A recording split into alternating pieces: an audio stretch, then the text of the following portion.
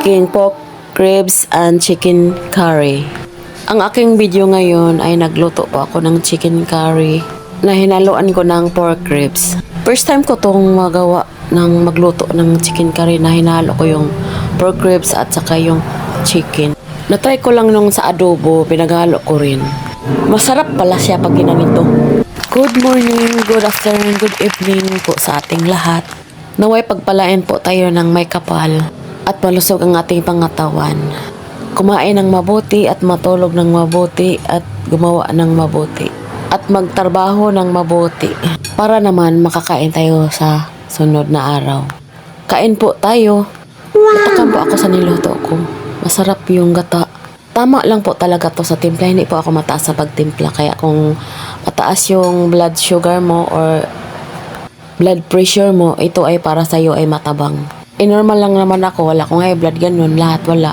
Matabang po to sa inyo yung may mga high blood. Bakit kaya yung mga may high blood no mataas yung panimpla, maalat?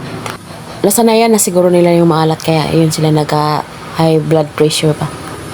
Yung ulam ko ay eksakto lang talaga to sa isang araw, sa umaga, sa tanghali, sa gabi. Tagdadalawang cut lang kami nito pero tag-iisa lang kami kasi solve na kami sa isang cut kasi malaki at sa sabaw okay na ako noon. Hindi naman din ako nagtitipid sa pagkain, yung tama lang talaga pero marami namang optional pagkulang. Budget talaga ang ginagawa ko sa pagkain kasi sayang naman din luto ng luto tapos tapon, 3 lang kami. Nagigigil talaga ako sa sabaw ko sa kare kasi sobrang sarap talaga ang pagkatimpla ko.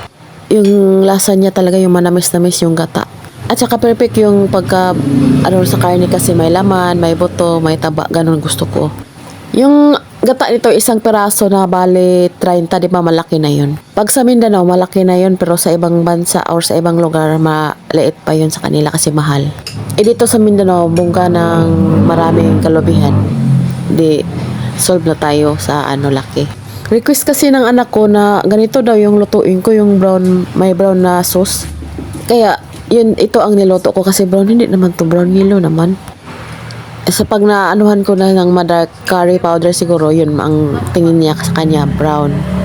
Kaya nagda-dark ito kasi nilagyan ko pala ng patatas sa carrots, nag-iiba yung texture, yung kulay din. Masarap po, malapot.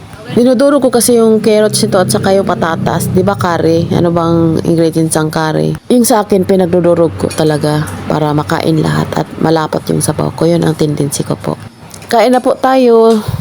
At kung nakaresonate ka sa video pong ito, please like, share, comment para po ako makabuo next video. Salamat!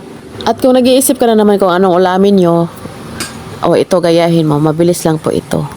Yung luto ko po ay sorry sa mga Muslim, hindi po halal kasi nahaluan ko ng baboy or pork ribs. Kasi sa Muslim yung kinakain nila yung chicken lang talaga at curry tapos maraming anggang, masarap na po yun. Ang pag-budget ko dito sa ulam ko ay mga nasa 350, almost 400. Pinag-estimate ko lang yung chicken saka yung karning ribs. Kanya-kanya lang tayo ng budget, di ba mga nanay? Yung tama lang talaga sa isang kainan. Sayang talaga pag may maiwan at matapon, di ba? Yung iba walang kinakain tayo, pinagtatapon, di ba? Parang ganun. Naabutan po nga ito ng gabi kinabukasan. Hindi naman siya napapanis kasi hindi ko na-overcook yung mga ingredient niya, lalo na yung sa bell pepper, yun ang nakadali ng panis yun pag na-overcook ko yun. Masarap talaga yung nanggigil ako sa sabaw. Kain po tayo ulit. Salamat po sa inyong pagtanaw. God bless everyone.